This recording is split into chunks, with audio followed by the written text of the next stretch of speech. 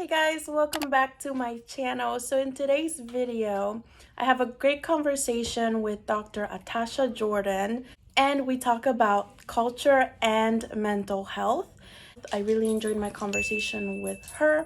I hope you do too, and I hope that this is a very insightful topic for you guys. Interested in my conversation with Dr. Jordan? Then keep on watching.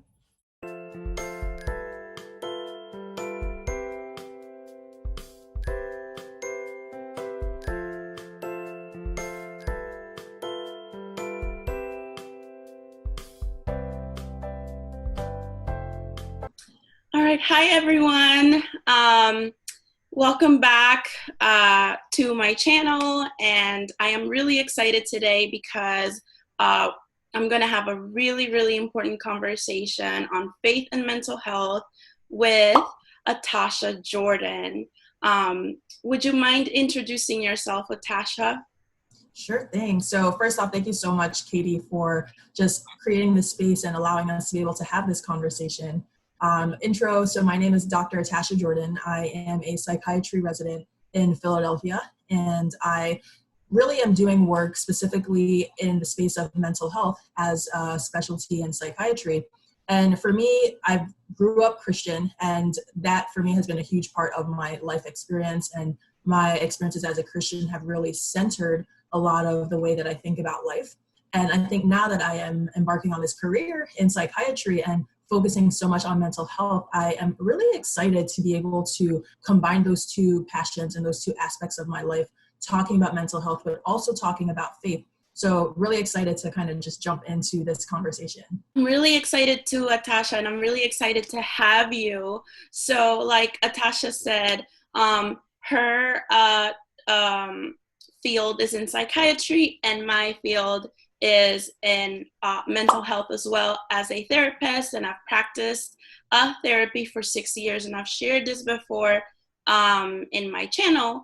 And I've also highlighted how important faith it is to me as well. And so just combining the two, mental health and faith / spirituality, is a very important conversation that I'm excited to have and that we're going to have today.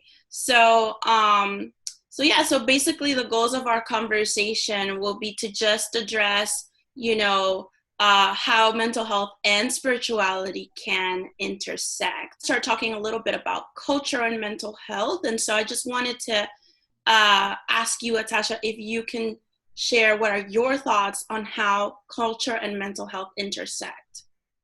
Yeah, so I think it's a really great point to start off in culture, because I'd say faith is one subsect of culture.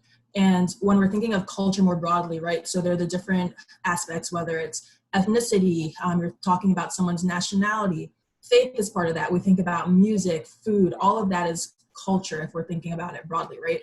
But when we're thinking about how culture is related to our mental health, you have to start there, because there are so many differences in the ways that people coming from different backgrounds, the way that those cultural identities even just think about the idea of what it is to have a mental health disorder, or to the point where if you even think that mental health is an entity in and of itself.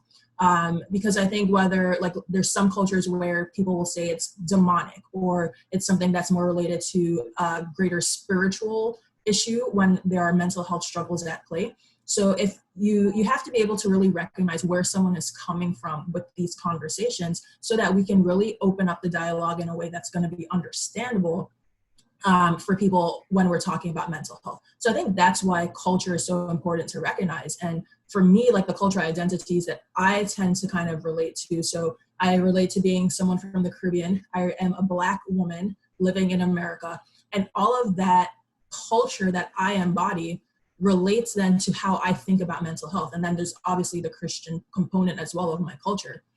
So with all of that, now it's the experiences I had growing up. Were conversations about mental health common? For me, no, they weren't. They were not common at all.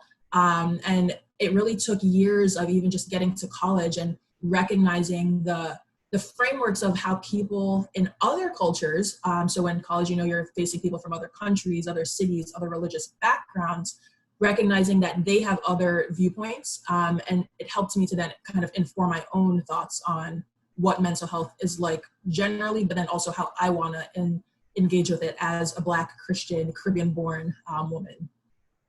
And how have you seen culture intersect in your practice with your patients? Yeah, so I think it's really important where we think about the idea that I'm in Philadelphia and we're working with people from different socioeconomic backgrounds. We're working with people from different countries, even just different parts of the city. Philly is diverse, but also very segregated. So recognizing that the way that my patients think about mental health, or even separate from that, the way that they live their lives can be different from person to person. And we have to think about how we give culturally informed care, right? So I think culturally speaking, an example that I can give is one time where on the unit, in an inpatient unit, because that's where I've been working most recently, there was a patient, a Black woman. She was, she had a little itch going on in her scalp. And as a Black woman, I very readily identified that the little a little pat pat, it just means your scalp is itching. Whereas there were others on the team who literally the words were noted bizarre behavior. So that's just an idea of, I had to in that moment kind of give some culturally informed teaching and just kind of open up that conversation that, oh no, like this is not a bizarre behavior that she's patting her head.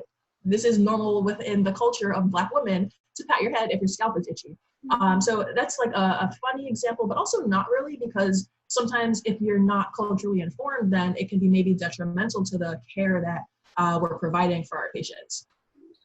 Yeah, and I can relate to that as well, just how seeing culture play out and then pathologizing it to some kind of mental health issue when you have to be, I think that there has to be a level of cultural competence in practice. So, practitioners can identify what's cultural, what's actually part of their mental health symptoms. And I just love that we're having this conversation because there needs to be like more diversity and inclusion in the mental health field to have people who can, like they don't have to have like years of training in they just know how to identify.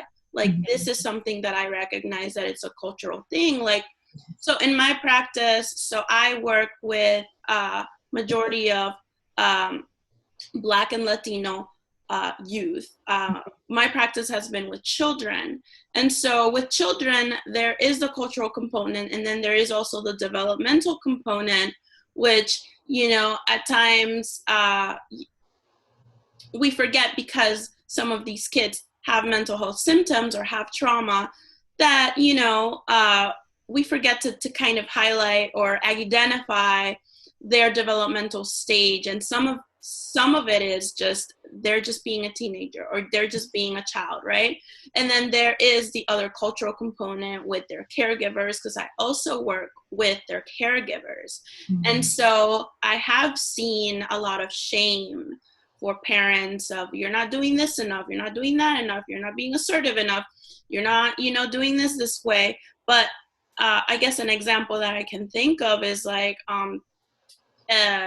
a lot of times, if kids are in crisis, you have to call the police, you have to, but sometimes, there might be a lot of shame for caregivers for not reaching out to the police in a timely manner or not, doing things a certain way as expected.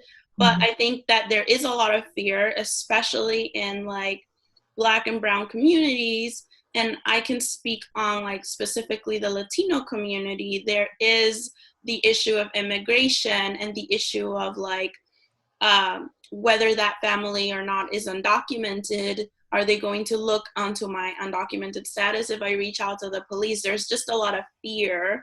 So I think that there is a lot of privilege in reaching out, in some families reaching out to the police and feeling safe, as opposed to some families feeling fear and feeling insecure.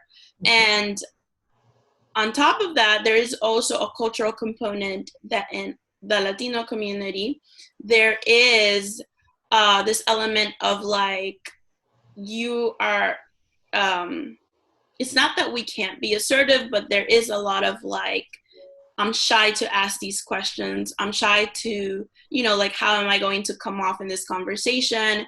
And so there is like a power struggle. And so I think I really like what you mentioned, Atasha, and that it is very important to highlight culture.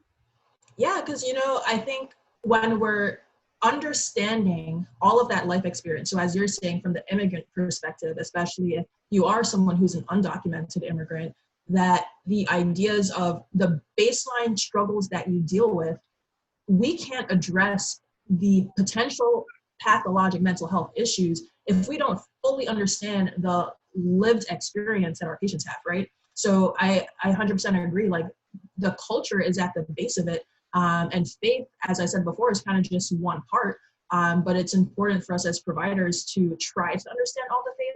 But then I think it's, or not all the faith, but understand all of the different parts of culture. But then more than that, because we can't know everything, recognizing the importance of teamwork and having teams that are diverse. So diverse from a training background, diverse from actual cultural backgrounds ourselves, because that's the way that we can kind of collectively be as all-knowing as possible when we think about the different cultures and different experiences our patients have. Yeah, and that's just a really great thing. And I think that with the conversations that we're having now, team leaders are trying to diversify their teams and things like that. But again, it is very difficult with the systemic challenges that exist. I also want to touch on, how does culture, in your opinion, intersect with faith and mental health? Yeah, so it's the way I think about it is this idea that faith is one section of our culture. So with that, now we think about the idea that there's spirituality and that people who are of faith, and in the US, it is still by far the vast majority of people in this country who are spiritual to some extent and or religious. And the idea that our spiritual health and our mental health are actually two very different things, I don't think is a conversation that is had often enough. And what that leads to is, coming from that culture, there are a lot of churches, and I hope that this is something that is kind of changing in this day and age. But churches where they are encouraging people to kind of pray away the anxiety, or pray away the worry or the depression or whatever it is that, or pray away addiction, things of that nature. Recognizing, obviously, I'm a Christian myself, that faith has an important part, but then it blocks us from recognizing the roles that medication and therapy have when we're thinking about addressing issues with mental health. So for me, the intersection is important because the faith component of our culture can really be help when we're thinking about treating and even preventing some mental illness. But I feel like a lot of times it's the spiritual side can sometimes be a deterrent from getting care when we need it. Wow, that was a great conversation with Dr. Jordan. I learned a lot from her. It was super insightful.